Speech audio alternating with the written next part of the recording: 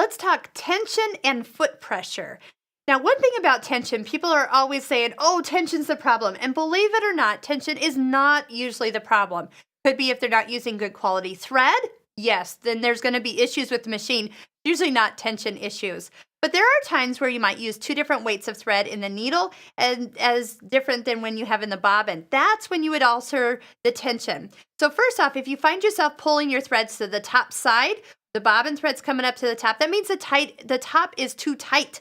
So then we want to loosen it. Loosen it is a smaller number.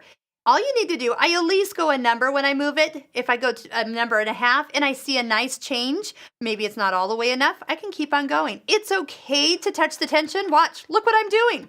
How many of you were told never to touch the tension when you were growing up? Well, these days you don't have to worry about what it is. If you have little fingers that come visit, which we always do in our store, and I'll look at a sewing machine and be like rolled up to 8. No big deal. All I do is roll it back down to the middle number. 4 is the middle number on this machine, and that'll get me started. So if I'm using the same weight of thread in my needle as I am on my bobbin, this is really nothing that we need to touch or change.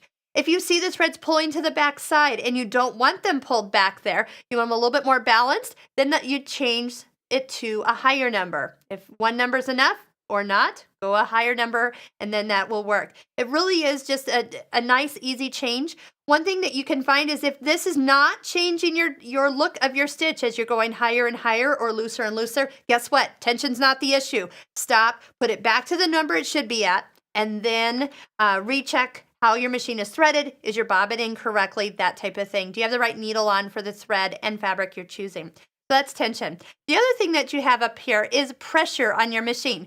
This minus and plus will actually change how firm your foot sits down on your fabric.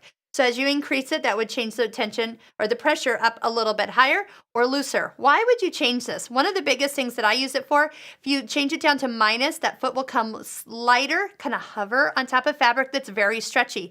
So if you've ever had fabric kind of come out a little wavy once you've done stitching it, loosen this to a lighter pressure, then try it again. Your fabric will probably come out much flatter. If that doesn't change the option, that's where a walking foot comes into play, and purchase that at your local sewing machine store.